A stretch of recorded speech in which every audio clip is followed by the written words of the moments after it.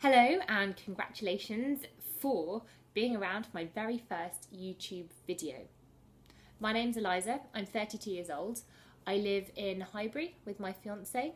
My sister's staying with us too, and I also have a second-hand cat called Doris, who, I do warn you, may make an appearance at some point during this, but I can't guarantee it.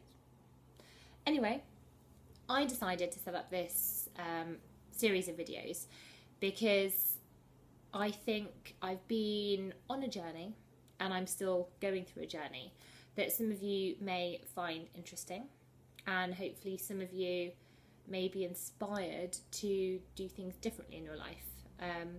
Having seen the mistakes that I've made and the things that I've done, it could be interesting for you. This is Doris. Hello, Doris. Quickly, Doris is a second-hand cat. She came to us with cat flu. We have spent about goodness knows how much money getting her better, but she's worth every penny. She only has a couple of teeth in her mouth due to the cat flu, but we love her to bits. And as you can see, she's really cute and she's like a teddy bear, and she is one of the very few cats that I am not allergic to. So she is a proper little hypoallergenic cat. Doris? Oh, she's saying hello. I'm going to put you down now.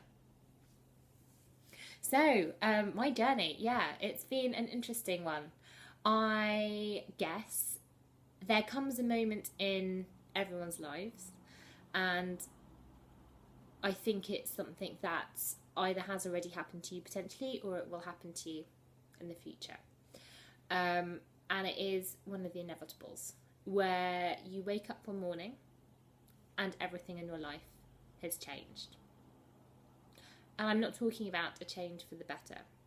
I am talking about a change that means you wake up and you just go, shit, what are we going to do about this?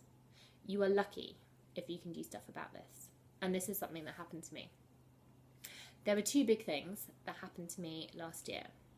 The first of which was my mother, who is young, not even 70, was diagnosed with dementia. This was a bit of a shock and quite a scary thing for us. And from a purely, I'll admit it, selfish point of view, my main thoughts were, shit, I really hope that this isn't hereditary, because I'm already seeing some of the signs of dementia. I've researched it. It's a horrible disease. You don't get better from it. I don't want to go down that path. So is there anything that I can do to delay the onset, at least? So that was something that I started looking into, and there have been a lot of studies that have shown that being physical, being active, eating well, and also not being stressed really, really helps. So that was something that I thought, okay, this is something that I'm going to have to change in my life. I'm a busy Londoner. I have lots of friends. I do lots of things. I pride myself on being busy. I say with pride how few hours I've slept. That's all changed now. The second thing that happened is I got diagnosed with cervical cancer. Now, as a woman, this is pretty terrifying, because when you first get diagnosed, you don't know how long you have to live. You don't know how bad it is. There are some parts of you where you think, how far down the line am I going to go with operations until it gets to the point where I can't have babies? I want to have babies. So, yeah, it was a busy year last year. Busy, and it was stressful. But there is a silver lining to all of these things. And you have to sometimes look for them, but they will be there. I promise you that. So for me, in terms of the cervical cancer, I had several operations. I go back now regularly for smear tests and for checkups, and that's all I can continue to do. Again, similarly with my mum getting diagnosed with dementia, I brought everything back to myself. with the cervical cancer, and I thought, well, I've got no one to blame for this. It's either just shit luck that I've got this, or I've brought it on myself. And when you start thinking, have you brought it on yourself, it's very easy to go, is it my diet? Is it my fitness? Is it all of this? And to be perfectly honest, nobody knows. Nobody knows why people get cancer. There are some that you just get. And it could be to do with the diet, and it could be to do with fitness. And one thing is, I'm not taking any chances. So my journey is all about being as healthy as I can possibly be, without being boring. There's no need to be boring. You don't have to be one of those people that gets up at 5 in the morning and does 2 hours of exercise and eats only carrots. That's just really boring. So how do I be healthy, be fit, feel good in myself, not be stressed? You're going to have stressful stuff. Life just happens sometimes, and it just throws a whole bunch of shit at you. That's life. But it's how you deal with stuff. There was a really interesting thing that I read once, whereby your attitude and your outlook and the way you deal with life, it's all about the fact that 20% of everything happens to you, and you can't control it. 80% is how you react to it.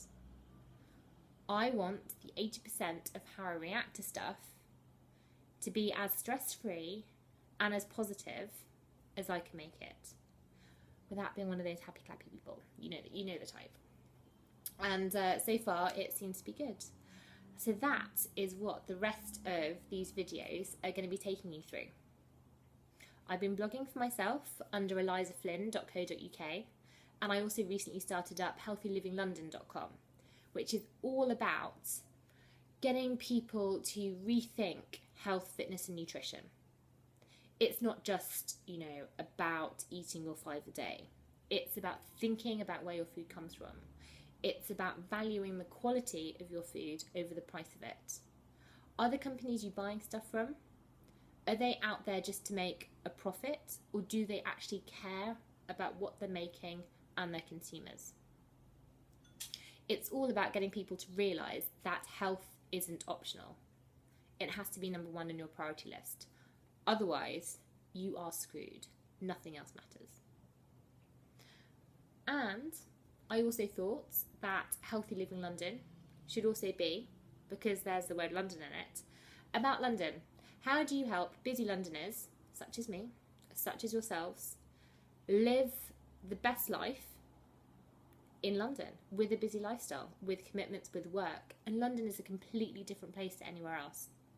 I don't know if you've noticed it, but the pace of London and even the way people are is so different. It's unique from a lot of other cities. And there are good things about it, but it also means that other stuff is compromised as well. Generally speaking, there is this big thing of I just don't have time. And quite frankly, I don't think that quite cuts it. There's no excuses. On my journeys, I have already encountered some amazing people, some inspirational people who I would like to share with you. And I have tried to